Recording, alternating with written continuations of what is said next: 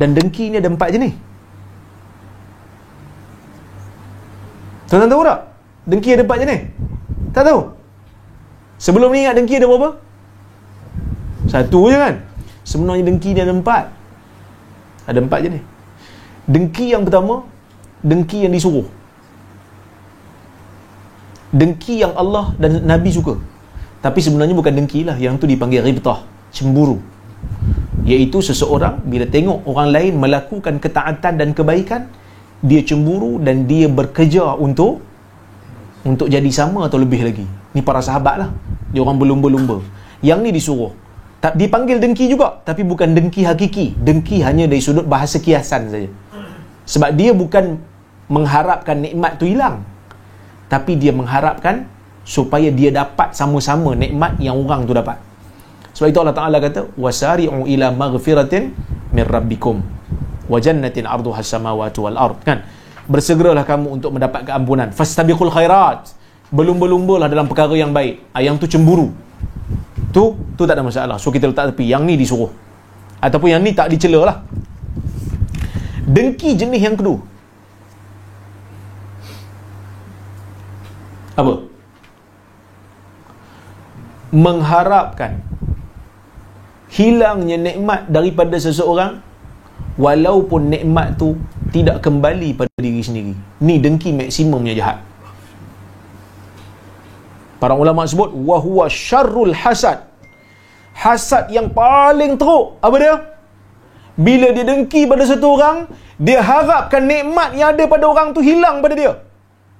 Dan dia kata tak dapat kat aku pun tak apa. Yang penting jangan dapat kat dia. Hak yang ni orang Melayu selalu buat. Kalau aku tak dapat, kau pun tak dapat. Betul? Ini maksimumnya dengki. Memang jahat sungguh ni. Nombor 2, dia kurang sikit jahat. Tapi jahat juga. Tapi kurang lah daripada nombor 2 tadi. Dan nombor 3.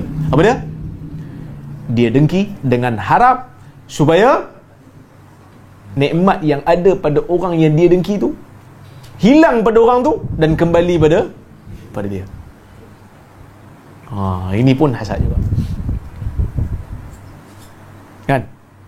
Dengki nombor apa? Nombor 4 lah kan? Nombor 1 yang disuruh ni. Nombor 2, dua-dua tak dapat. Memang jahat punya dengki lah. Nombor 3, seorang biar tak dapat kat dia, dapat kat aku. Nombor 4,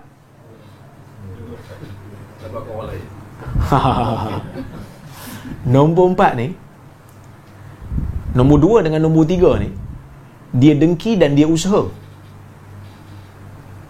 untuk hilang benda tu, untuk hilang nikmat tu daripada orang yang dia dengki. Dia usaha, sama ada dia bertindak ataupun dia cakap. Tapi yang nombor 4 ni, dengki dalam jiwa dia, tapi dia tak buat apa-apa. Dia simpan je. Dan dengki yang nombor 4 ni ada 2 lagi kategori. Pecah 2 lagi. Satu orang dengki, dia tak cakap, dia tak bertindak, dia tak buat apa pun, dan dia usaha untuk buang perasaan dengki tu. Dia tengok kawan dia naik pangkat, dia kata kawan aku ni dah lah masuk kerja selepas aku masuk kerja dulu, dia pula naik pangkat dulu. Dalam hati dia tak cakap apa, dia tak bertindak apa, dia tak tulis surat layang apa, dia simpan. Lepas tu dia kata astaghfirullahalazim, ini semua rezeki Allah, bukan aku punya, aku dengki buat apa. Dia buang perasaan dengki dia tu, dia pergi kat kawan dia, jom bawa naik pangkat kan, aku belanja makan. Orang macam ni dapat pahala kerana dia usaha buang perasaan buruk dalam jiwa dia. Okey. Satu lagi, dengki tak buat apa, bertindak pun tidak, cakap pun tidak, simpan dalam hati. Ada 2 keadaan. Pecah lagi. Banyak sangat pecah ni. Tapi tak apalah, belajar bab dengki.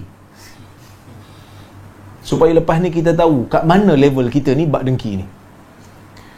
Ada satu orang, dia dengki, dia simpan dalam jiwa dia. Dia tak bertindak. Kenapa tak bertindak? Sebab ada faktor luaran yang menghalang. Dia nak tulis surat layang, tapi tak berkesempatan. Sebab di situ ada orang. Kau tak ada tulis dah. Yang ni berdosa. Maksudnya kalau tak ada halangan luaran tu, dia buatlah. Dia bertindak dah untuk melaksanakan sifat dengki dia. Dan dia berdosa. Tapi kalau dia tak bertindak langsung, bukan sebab ada faktor luaran yang menghalang, tak ada apa, tapi dia tahan. Dia tak buang, dia tak usaha buang, dia biar je. Dosa tak? Satu orang, dia tengok orang lain dapat nikmat, dia dengki. Dia tak cakap. Dia tak bertindak. Tak ada halangan luaran yang menghalang dia untuk bertindak. Dia tak usaha untuk buang. Dia simpan dalam jiwa dia. Tak bercakap, tak buat apa pun. Dengki je. Relax je dengki. Dosa tak?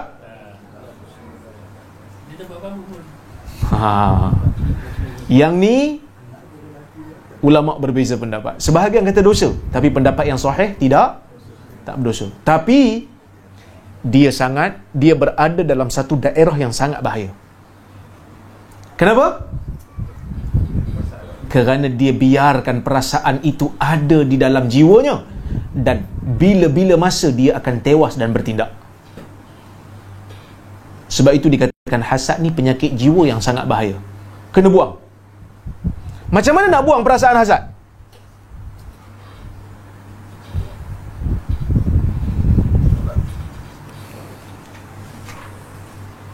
Kena cuci jiwa lah. Macam mana cara nak cuci jiwa?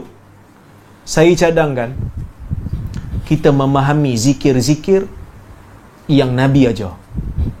Antara zikir yang paling berkesan sekali untuk saya, sebab zikir Nabi ni semua berkesan, tapi untuk bab dengki ni, Nabi ada ajar satu bacaan lepas solat untuk kita baca.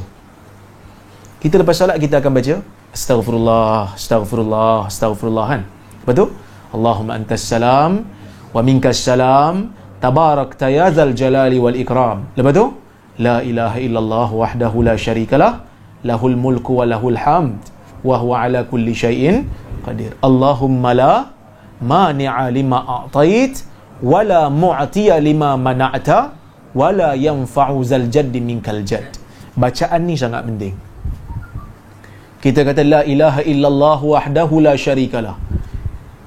Tidak ada Tuhan yang disembah dengan kebenaran melainkan Allah semata, dan tidak ada sekutu baginya.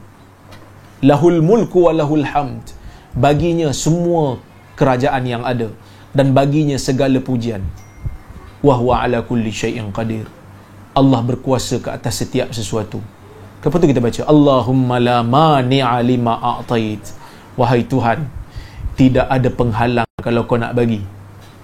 Wala mu'tiya lima mana'at. Ya Allah, tidak ada pemberi jika engkau telah halang.